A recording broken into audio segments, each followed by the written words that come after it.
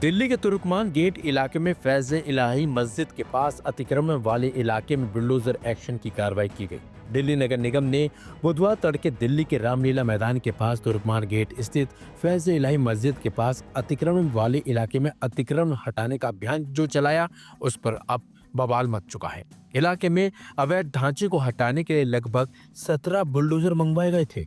Delhi high court के निर्देश के बाद एमसीडी ने अतिक्रमण के खिलाफ ये कार्रवाई की। इस दौरान कुछ लोगों द्वारा पथराव किया गया, जिससे मौके पर अफरा तफरी मच गई थी। इसमें 5 पुलिसकर्मी भी घायल हुए हैं।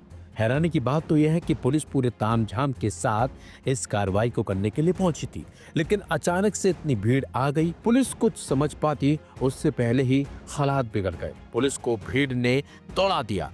लेकिन दिल्ली नगर निगम की कार्रवाई पर सवाल उठ रहे हैं। सवाल ये भी उठने लगे हैं कि रात में कार्रवाई क्यों की गई, बल्कि अब इस पूरे मामले पर सियासत भी शुरू हो चुकी है। तमाम राजनीतिक दलों ने इस कार्रवाई का विरोध किया। कांग्रेस नेता इमरान प्रतापगढ़ी ने सोशल मीडिया एक्स पर एक पोस्ट लिखी और दिल्ली नगर निगम के साथ साथ केंद्र सरकार को भी घेरा। इमरान प्रतापगढ़ी लिखते हैं कि तुर्कमान गेट की मस्जिद फैज इलाही का मामला अदालत में लंबित है, लेकिन एमसीडी और दिल्ली सरकार ने जिस तरह से आधी रात को फोर्स लगाकर अतिक्रमण हटाने के नाम पर बुलडोजर चलाया, वो शर्मनाक है। सरकार मुसलमानों को प्रताड़ित करने के मौके तलाशती रहती है और बाद में मीडिया के जरिए ऐसा माहौल बनाया जाता है जैसे सरकार ने कोई जंग जीत ली हो।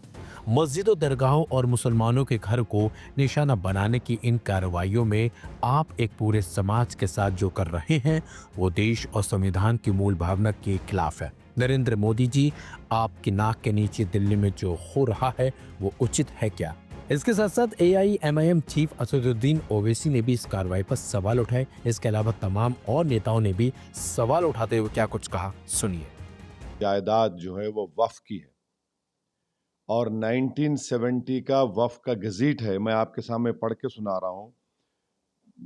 एंट्री नंबर 40, 1970 की वक्फ की गजीट। ख्वाजा फैज इलाही मॉस्क एलियस मस्जिद गोसियान एंड ग्रेवयार्ड। ओवर 100 ईयर्स, 1970 में गजीट गवर्नमेंट इशू करती है सरकार, उसमें इसका जिक्र है। दूसरी बात यह है कि यह बात बिल्कुल सही है कि 12 नवंबर को दिल्ली हाई कोर्ट के डिवीजन बेंच ने एक जजमेंट दिया। हैरतअंगेज बात यह है कि जो पिटिशनर है सेव इंडिया फाउंडेशन, ये लोग कोर्ट को जाते हैं। इनका बैकग्राउंड मुझे मालूम है, इनका बैकग्राउंड इनका बैकग्राउंड आरएसएस का है। ये लोग कोर्ट को गए, सेव इंडिया फाउंडेशन और एमसीडी को पार्टी बनाया गया, तो कोर्ट ने ये कहा कि एक जॉइंट सर्वे रिपोर्ट है जिसको ने एंक्लोज किया। अच्छा, ये जॉइंट सर्वे में कंडक्ट कौन कर रहा है? एमसीडी के लोग, डीडीए के लोग और आपके एलएनडीओ के लोग, रेवेन्यू डिपार्टमेंट के लोग और पुलिस ऑफिशियल्स। भाई, जब जायदाद वक्फ की है तो वक्फ क्यों नहीं है सर्वे में? सर, 1970 का वक्फ का गजीट एंट्री नंबर 40, वो लिख रहा है कि 100 साल पुरानी वक्फ है। ये सर्वे हुआ, सर्वे में ये लोग नहीं है। और तीसरी हैरतअंगेज बात यह है कि ये कोर्ट के ऑर्डर में कोर्ट ने कैसे तय कर दिया कि जमीन उनकी है? कोर्ट को यह चाहिए था कि वो वक्फ ट्राइब्यूनल तय करता, वक्फ ट्राइब्यूनल को नहीं गया। चौथी बात यह है कि जब कोर्ट ने कहा कि एलडीओ की है, तो उस वक्त दिल्ली वक्फ बोर्ड के एडिशनल स्टैंडिंग काउंसिल बैठे हुए थे कोर्ट में, इन्होंने कोई इतराज नहीं किया।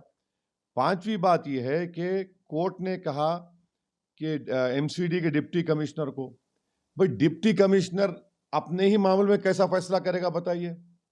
ये तो प्रिंसिपल्स ऑफ नेचुरल जस्टिस के खिलाफ है।